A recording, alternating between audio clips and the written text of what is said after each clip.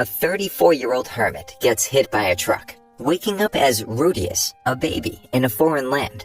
He remembers everything from his previous life and figures he must be in a rural European village. That is, until his mother, Zenith, uses magic to heal him. Now it makes sense why his dad, Paul, practices swordsmanship every day. He's in a totally different world. At age 2, he decides to try and learn magic himself. Finding a book on it, he takes a year to learn how to read, and finds out he can use magic without incantations, using his knowledge of video games to aid him. After practicing and increasing his abilities, he decides it's time to try intermediate magic, accidentally destroying a part of the house and alerting his parents. They decide to hire him a tutor, Roxy, who isn't too thrilled about teaching a kid so young, not believing his parents. But when he gets distracted during an incantation, she learns that he can cast without them, becoming jealous, though recognizing his potential. As for Rudeus, he has a second chance, and promises himself he won't waste it as he did in his previous life. Practicing earth magic and passing out, he remembers how he threw it all away to save some kids. Maybe it wasn't that useless. After 6 months, he can use intermediate magic with no problem. During a lesson, Rudeus learns that Roxy is a demon. That's why his parents were surprised to see her. There's a demon race, the Soup Herd, who has been feared for the past 400 years. Sometimes her hair is mistaken as green, like the Soup Herd's. After a year and a half, they celebrate his 5th birthday. Apparently, they only celebrate every 5 years. He receives a real sword from his dad, a new book from his mom, and a wand from Roxy. But she's afraid there's nothing more she can teach him about magic. So the next day, she plans on holding his graduation ceremony. Being bullied in his previous life left him with a crippling fear of going outside. Rudeus becomes terrified when Roxy tells him they must leave town for the ceremony. But when he realizes the villagers aren't looking at him, but greeting Roxy, his anxiety is put at ease. She shows him the strongest water spell she can cast, accidentally hitting their horse with a bolt of lightning. No wonder they had to leave town. Rudeus replicates her saint-level spell, successfully graduating, though he isn't ready to say goodbye to the person who got him to go outside after 20 years. His parents are relieved that he's going outside now. They thought he was sickly, never crying as a baby, or doing most things regular kids do. He notices 3 kids ganging up on another and decides to save him, remembering all the times the same thing happened to him. While trying to help him clean up, Rudeus notices his green hair, reminding him of Roxy's story of the Soup Herds, who have green hair and a red gem on their forehead. He's relieved at the absence of a gem. Rudeus decides to befriend and teach magic to the kid, who introduces himself as Sylph. He's proud of himself for sticking up for someone. But when he gets home, his dad isn't too happy that he allegedly gave one of the bullies a black eye. He continues teaching Sylph for the next 6 months, when he wonders how to use incantationless casting, finding out he's not as special as he thought. When they go to take a bath after getting caught in the rain, Rudeus discovers that Sylph is actually Sylphiette, only to make things worse by admitting he thought she was a boy the whole time. Some time goes by before she approaches Rudeus, and the two make up. Paul and Zenith are excited when they find out she's pregnant, which is short-lived when Lelia, the maid, finds out she's pregnant too. Paul immediately admits it's most likely his. It's decision time. If Lelia has to travel back to her hometown with a newborn, they might not make it.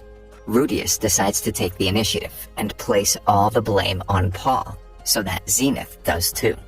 Lelia used to be afraid of Rudeus, but takes a liking to him after he lies to help her and her baby out, and she becomes a part of the family.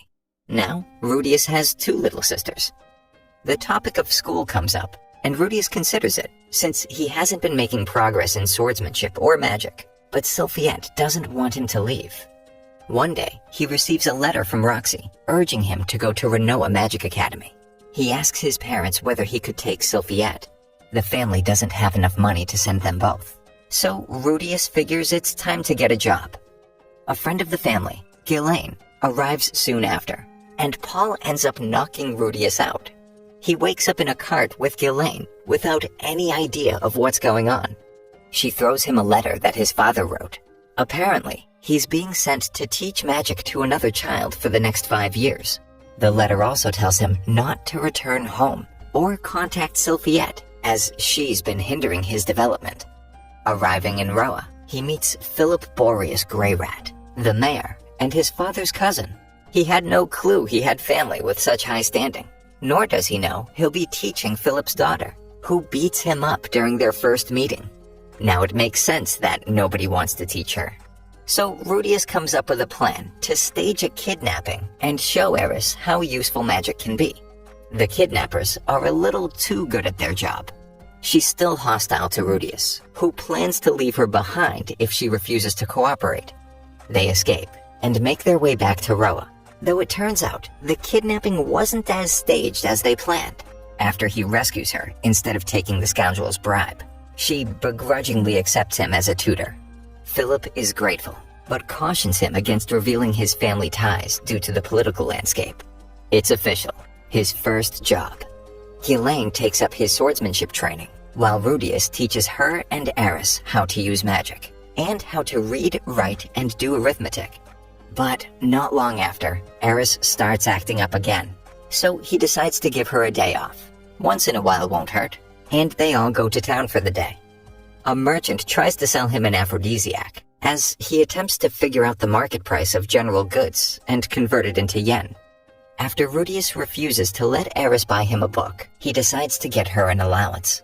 She finally starts paying attention in class after getting regular time off, and she buys him a present with her new allowance.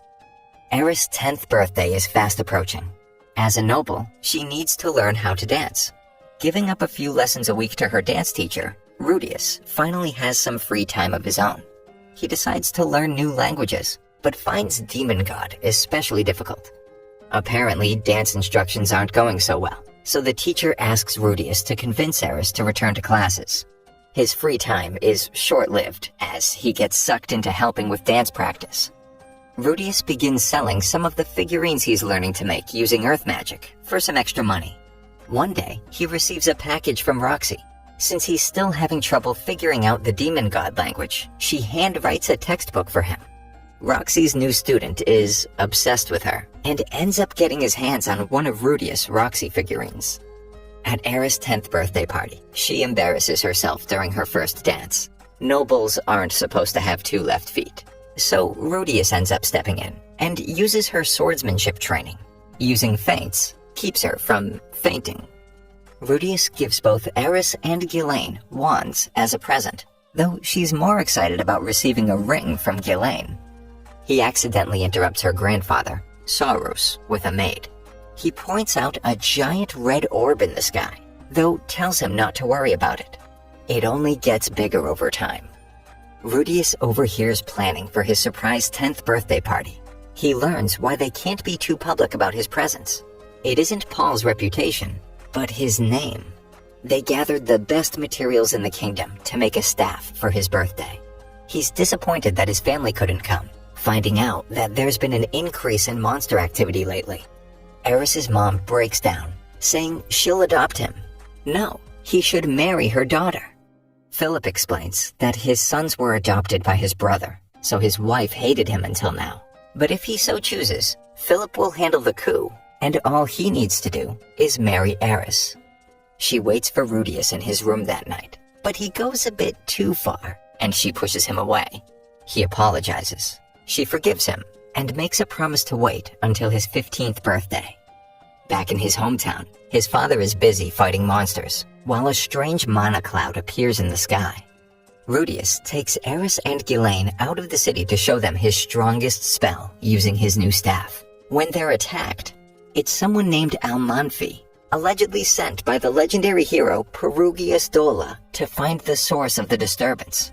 Ghislaine reveals she's a sword king, while protecting and vouching for him. Suddenly, there's a giant flash of blue light. Rudeus holds on to Eris as they're enveloped.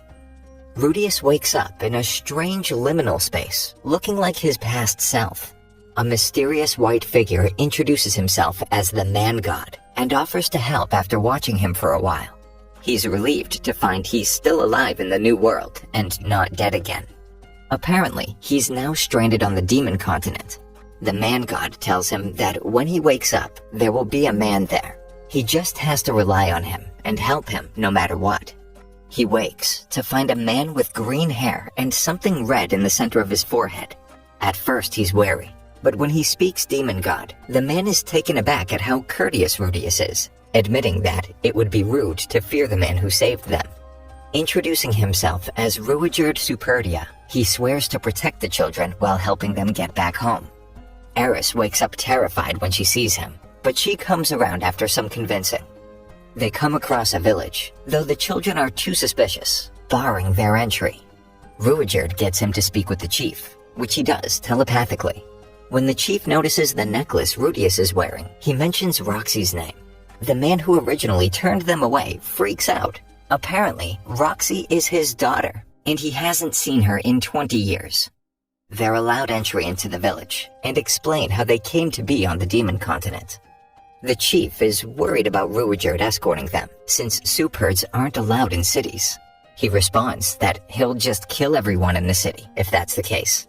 He becomes angry when Rudeus asks if it's true they turned on their allies in the war.